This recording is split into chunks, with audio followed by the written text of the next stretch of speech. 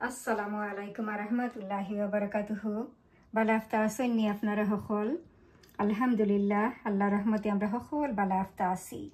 আজকে আবার হচ্ছে আমি আপনারা লগে ফেরফেরিত আর কই বলে ফেরফেরিও করি লাই। আর আজকে আমি কিতা কিতা খানা পিনা লই আইছি ইনশাআল্লাহ আপনারা লগে শেয়ার করি লাইলাম। সো বেশি ফেরফেরি করতাম নাই, বেশি ফেরফেরি না করিয়া হইলে আজকে আমি কিতা কিতা খানা পিনা লই আইছি। আজকে অবশ্য আমার একবারে সিম্পল খানা পিনা, আর আমি আপনারা আসলে দেখাইতাম পারছি না রন্ধার সময়, বিকজ আজকে আমি খুবও বিজি। আর স্পেশালি আসলে দেখুন যান আমরা উইকেন্ডে ইয়া হারলে যারা আমরা স্পেশালি আমরা বারায় খামলা মানুষ, আমরা দেখুন যান কি ধরনের তুফান যায়, বারে গড়ে সপ্তাহ লাগে যেমন একলগে পড়ি যায়। সো তা লাগে হয় বলে একবারে সিম্পল আজকে আমার খানা পিনা বানাইলাই। আর ইনশাল্লাহ কালকে একবারে দেখবা আপনারা লাগে আমি ধামাকা রেসিপি লইয়া আইরাম ইনশাল্লাহ।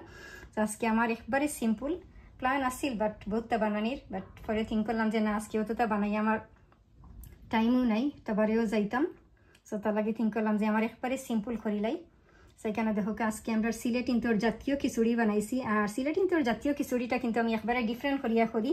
এটার মাঝে আমার মিক্সড ভেজিটেবলস, এরপরে শাক, এরপরে আর খিচুড়ির কিন্তু রেসিপি কিন্তু আমার বহুতটা গেছে ইনশাআল্লাহ, আপনারা ফলো করলে পাইবা।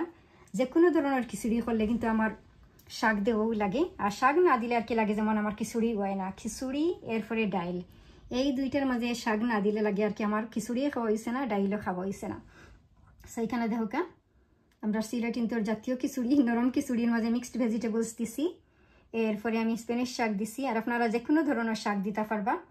এরপরে এটার মাঝে পেঁয়াজ দিছি, আদা দিছি, এরপরে কালি জিরা দিছি, ড্রাই মেথি সিডস দিছি, ড্রাই মেথি লিভস দিছি, ঘি দিছি, এরপরে পেঁয়াজ দিছি, আদা দিছি, একটা তারা হয়েছি আপনারা।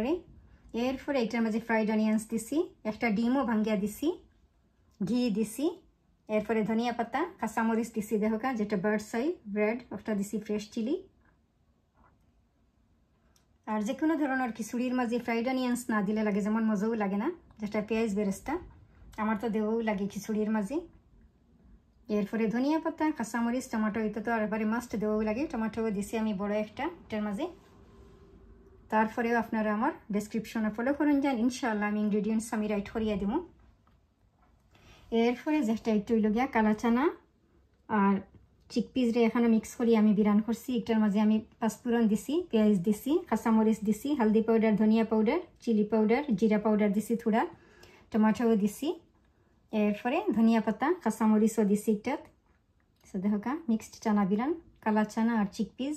একটা রেসিপি না বহুত গেছে, এটা আজকে আমার নয়া না, এটা বহুত বার গেছে এই রেসিপিটা। কালা চানা আর চিকপিস রে আমি এখানে মিক্স করিয়া বিরান করছি। এরপরে লগে আছে দেখো আমার মশলা চাই। আর মশলা চাইটা আমি কিতা দিয়ে বানাইছি দেখো মরসা গুড় দিয়া।